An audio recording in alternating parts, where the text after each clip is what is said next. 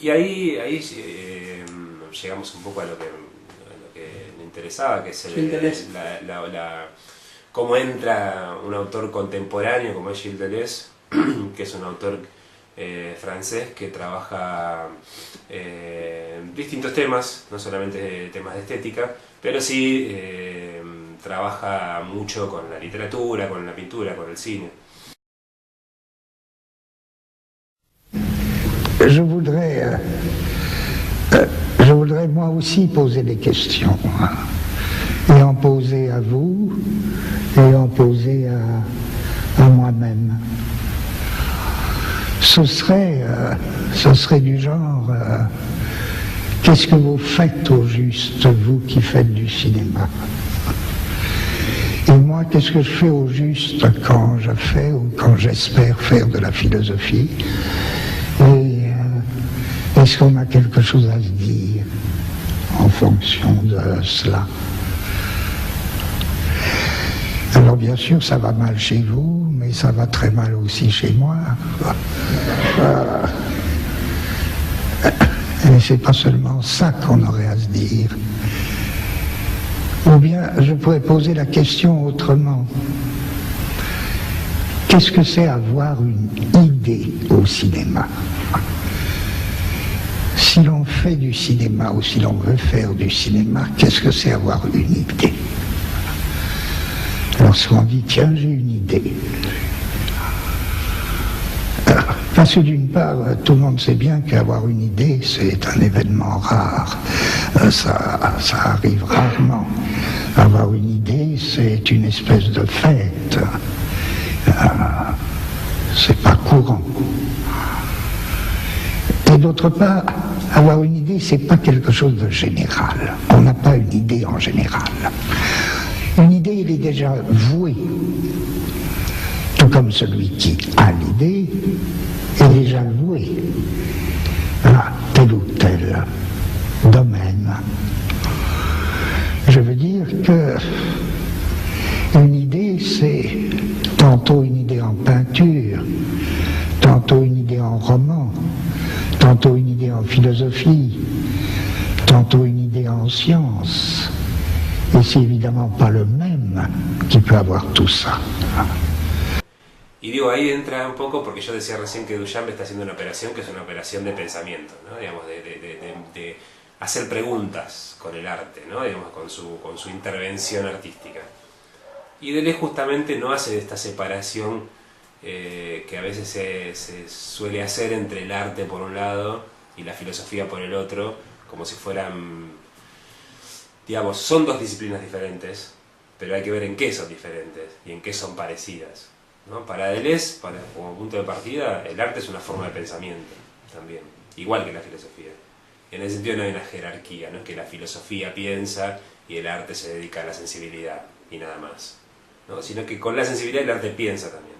La filosofía también piensa, pero piensa con conceptos.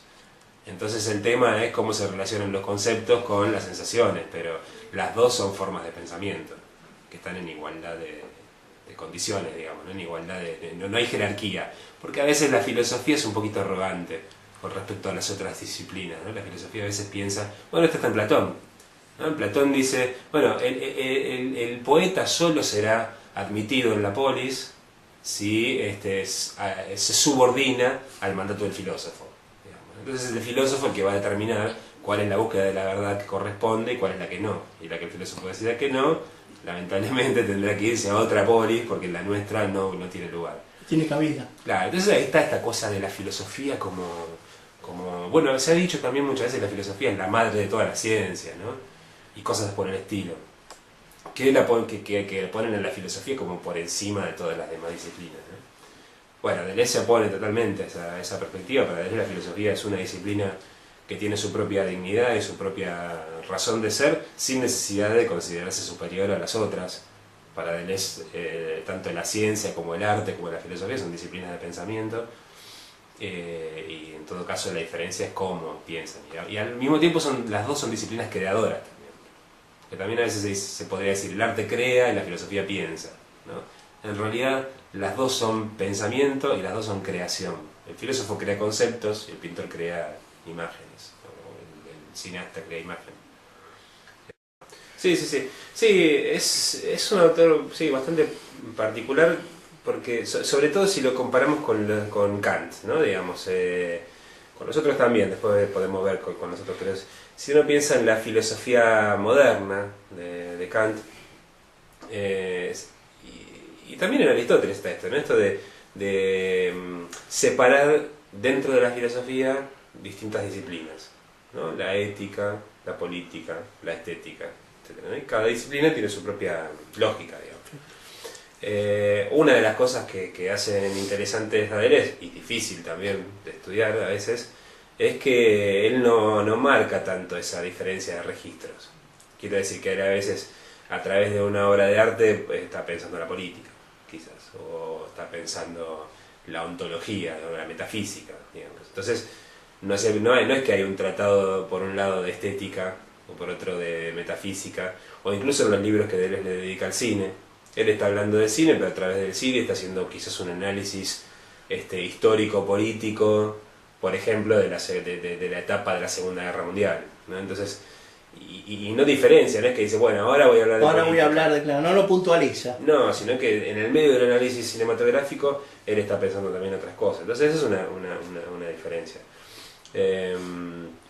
Después, otra diferencia en cómo él piensa el arte tiene que ver, bueno, con esto que decíamos recién, que lo piensa como una forma de pensamiento. ¿Y qué significa pensar? Para Deleuze, bueno, la pregunta es difícil, pero podríamos decir que tanto para el filósofo como para el artista, tanto el filósofo como el artista son como una especie de videntes, ¿no? Videntes, ¿no? Gente que ve, ¿no? Que ve. Bueno, ve lo que los demás no ven, básicamente. Y Dicen que el artista se queda quieto donde otros donde otros siguen de largo. sí, claro. Sí, esta Es cosa. un poco Bueno, eso, ¿no? Bueno, uno, por ejemplo, cuando lee una novela, ¿no? O, por ejemplo, ¿no? Si vamos a la literatura, como uno a veces lee una novela, y en las novelas muchas veces de los grandes novelistas lee grandes descripciones, ¿no? Descripciones de un espacio, de una mirada, de una sensación, Que ¿no? uno vio ese... Y son detalles, ¿no? Que quizás uno los pasa por alto, ¿no? Entonces, pero lo mismo en términos de un artista que piensa la política, o que piensa la ética, o lo que sea, ¿no? Digo, generalmente, muchas veces los artistas tienen estas posturas que como que van a contracorriente, ¿no? Parece, ¿no? Como que tienen afirmaciones o cosas que escandalizan o demás, porque van a muchas veces contracorriente, ¿no? Sí. Entonces en el arte Deleuze tiene tanto, lo dice a veces para la música, para la pintura, para el cine, es hacer ver, él lo llama fuerzas, pero bueno, no importa, hacer ver fuerzas que son invisibles, ¿no? Hacer visible lo invisible, ¿no? Y eso, bueno, cuando él habla de los afectos, por ejemplo, ¿no? El afecto es algo que es invisible, digamos, ¿no? Como plasmar en una tela, por ejemplo, la melancolía. No es algo que uno lo puede ver, eso, ¿no? Sin embargo, el artista lo puede plasmar en una mirada, en una exposición del cuerpo, ¿no? Y a través de esas imágenes, de esas líneas, de esos colores, pensar la melancolía, ¿no? El tipo está pensando en la melancolía. ¿Qué es estar melancólico, ¿no? Y quizás del artista, la diferencia del filósofo, no se formula esa pregunta quizás de manera conceptual. Formula la pregunta con los colores. Con el arte barroco considero que se debe haber lucido por la teatralización del teatro barroco, ¿no? Bueno, Deleuze tiene un libro que se llama, que se le dedica a un filósofo del siglo XVII que es Leibniz, en donde el libro se llama El pliegue, y el subtítulo es Leibniz y el barroco, ¿no?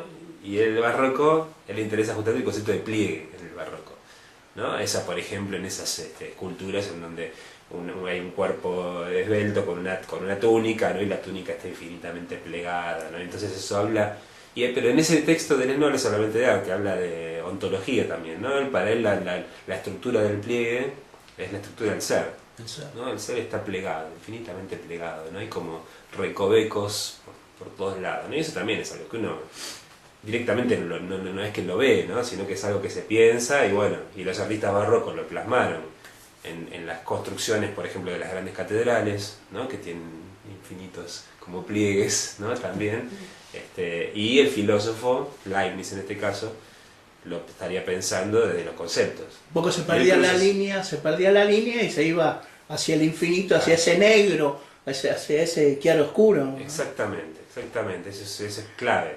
Y eso Deleuze muestra ahí, entre otras cosas, como, por un lado, los artistas barrocos lo plasmaron, los arquitectos, los escultores, ¿no? Lo plasmaron en sus obras, y Leibniz lo plasmó con conceptos de esa visión del mundo, ¿no? Una visión de un mundo infinitamente plegado, y que va de lo claro a lo oscuro, ¿no? Y que lo claro muchas veces emerge de lo oscuro, ¿no? De un fondo que está ahí todavía, ¿no? Que no sabe bien quién es el protagonista, si el claro o el oscuro, claro. o el oscuro o el claro. Claro, sí, totalmente.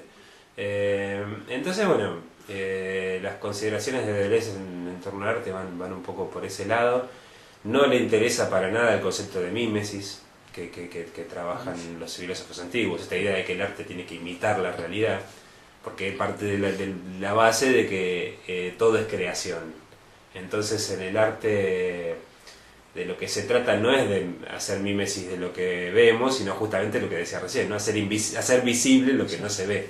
Entonces ahí no hay mímesis, ahí hay creación, ahí hay algo que emerge y que el artista puede plasmar como un pensamiento. ¿Se puede hablar de lo abstracto ahí? Se puede hablar de lo abstracto, pero no solamente. No solamente. O sea, puede ser abstracto o puede no serlo también, digamos. Pero el punto es que, por ejemplo, como decíamos recién con el ejemplo de la melancolía, ¿no? La melancolía uno la podría pensar como un cierto estado estado anímico de un sujeto, ¿no? Pero que hace que sobre su cuerpo actúen fuerzas de aplastamiento, supongamos, ¿no? Supongamos, por decir cualquier cosa. Entonces, ¿qué pasa? Esas fuerzas de aplastamiento son invisibles. Son invisibles. Lo que se ve son los efectos de esas fuerzas sobre el cuerpo. Entonces, ¿qué hace el artista? Bueno, el artista se las ingeniará, si le interesa ese tema, se las ingeniará para crear una imagen de un cuerpo que está siendo aplastado por la melancolía. ¿Cómo se verá eso? Y bueno, no sé, habría que buscar cuadros acerca de la melancolía, ¿no? Pero entonces ahí el artista está justamente pensando algo que está en lo visible, pero más allá de lo visible también, ¿no? Como que en lo que vemos hay cosas que no están, no es que están en otro lado, están ahí, pero no son inmediatamente perceptibles, ¿no? Pero se trata de sensaciones también, por eso Deleuze habla más de sensación que de percepción. Está la percepción en el arte, ¿no? Pero toda percepción implica una sensación, ¿no? Que la sensación es algo más físico, ¿no? Más corporal, ¿no? Como distinto. Yo tengo una sensación de desazón, no sé, supongo. O de alegría, ¿no? Para no usar siempre ejemplos bajoneantes. Una sensación de enamoramiento, de alegría, ¿no? Eso también es una sensación, no es una percepción, ¿no? Una percepción me lleva más al ámbito kantiano, digamos, ¿no? Porque es un sujeto que percibe un objeto, ¿no? Entonces está bien delimitada el sujeto por un lado y el objeto por el otro. En cambio, la sensación no es tan clara esa separación, ¿no? Hay como bien una especie de entrelazamiento entre el sujeto y el objeto en la sensación, ¿no? Porque es una cosa más volátil, digamos, ¿no? Pero que está ahí, digamos, y es bien física y no es algo místico, ¿no? Entonces, eso le interesa más a él. Es como el artista toma aspectos incomprensibles de la realidad y los plasma en un pensamiento que creo que en lugar de operar con conceptos como el filósofo, opera con afectos y con perceptos como él dice, ¿no? Perceptos relativos a la percepción y afectos relativos más a la sensación. Perfecto. Y eso es lo mismo para el cine, para la pintura, para la literatura.